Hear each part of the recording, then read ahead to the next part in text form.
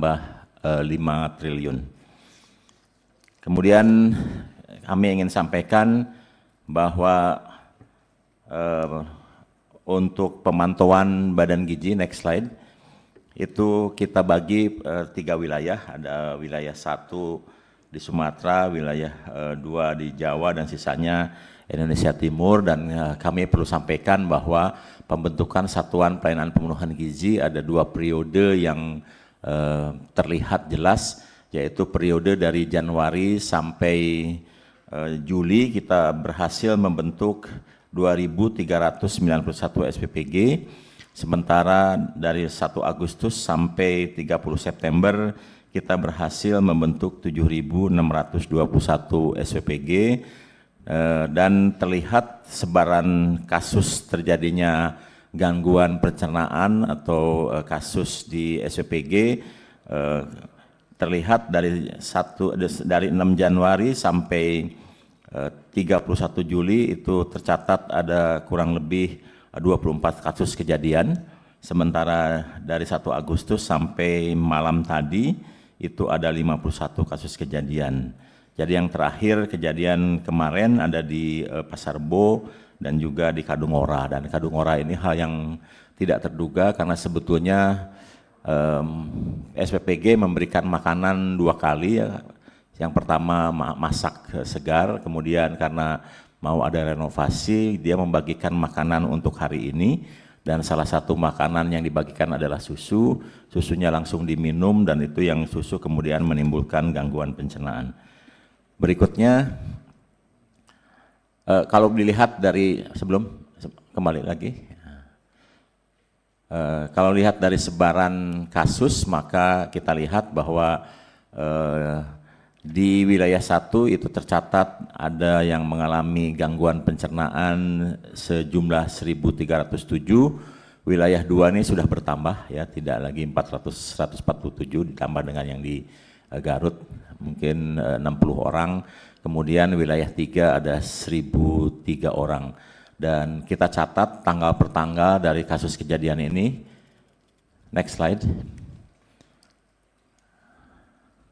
Ini di wilayah 1 ini tercatat mulai ada kejadian pada tanggal 18 Februari, yaitu di Tanjung Kumpang, Sumsel, itu sebanyak 8 orang yang mengalami kejadian.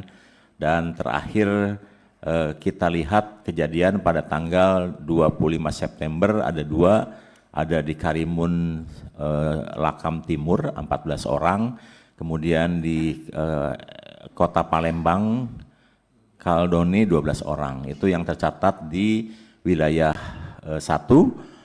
Kemudian yang tercatat lebih dominan memang ada terjadi di wilayah 2, karena memang pertumbuhan SPPG di wilayah 2 ini juga sangat dominan di 2 bulan terakhir ini, dan kita sudah mulai mencatat ada kejadian itu di 14 Januari, jadi 8 hari dari pertama kali di launching itu ada 6 orang yang terdeteksi mengalami gangguan kesehatan, kemudian 16 Januari, dan terakhir next slide itu kejadian 30 September yang di slide ini baru tercatat di SPPG Cihamplas Pasar Bo 15 orang, ini kebetulan 1 kelas ya, dan kemudian juga di Kadungora tadi malam itu 30 orang.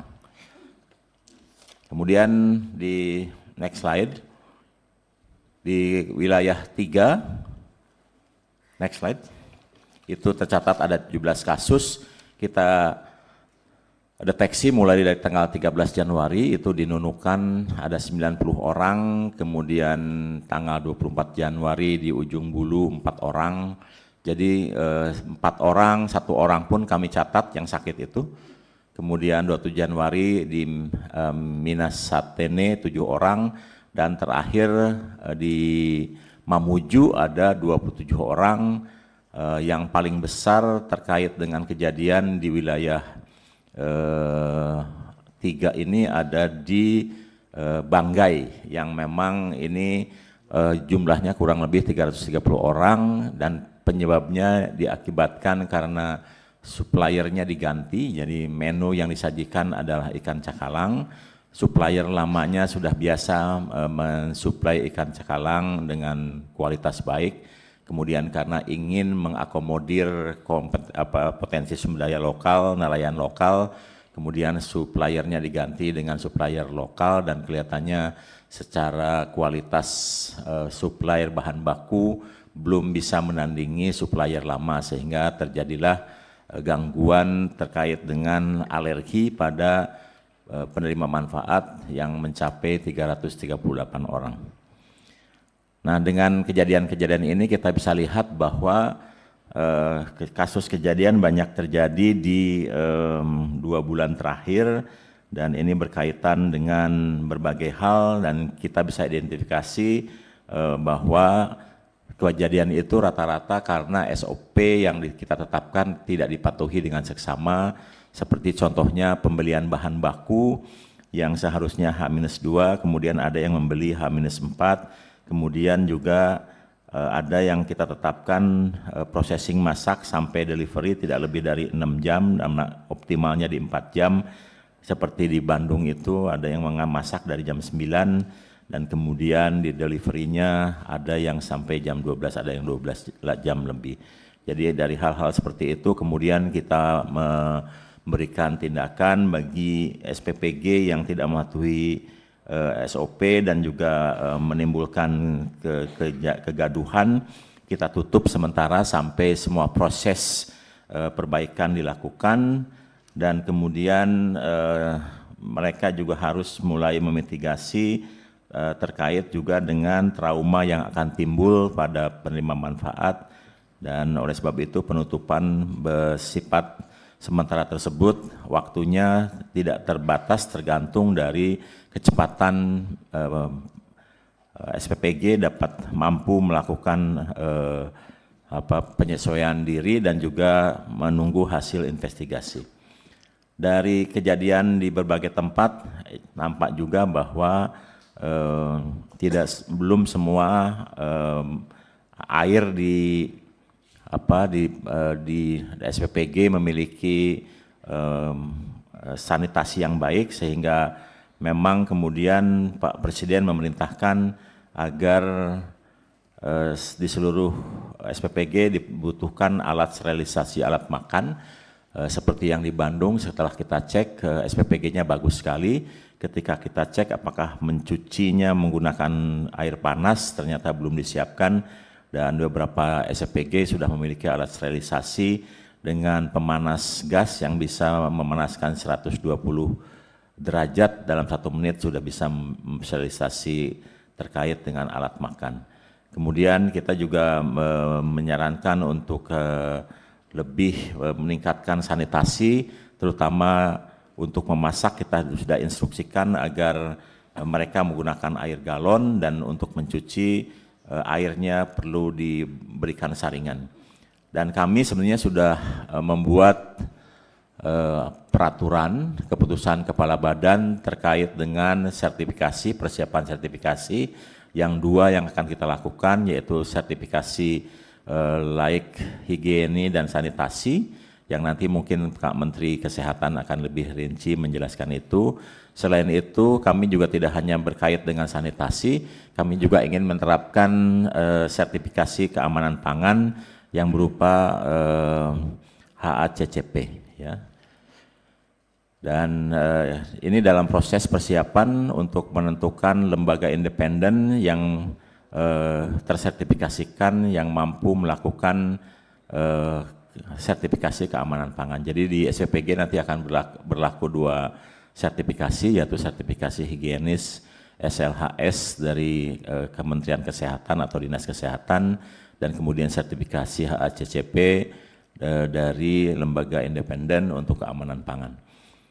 Dan kemudian setelah kita melakukan rapat koordinasi lintas lembaga, kemudian disepakati bahwa Puskesmas dan UKS akan lebih banyak dilibatkan di dalam hal mitigasi kesehatan dan menangani darurat.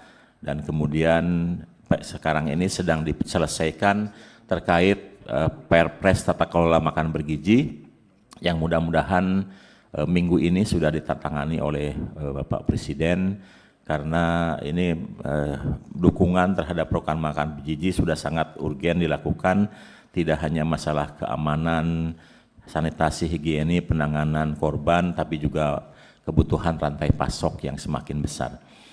Nah, kemudian dari kejadian-kejadian ini kita juga melihat bahwa di beberapa SPG yang baik itu rata-rata memiliki juru masak yang terlatih.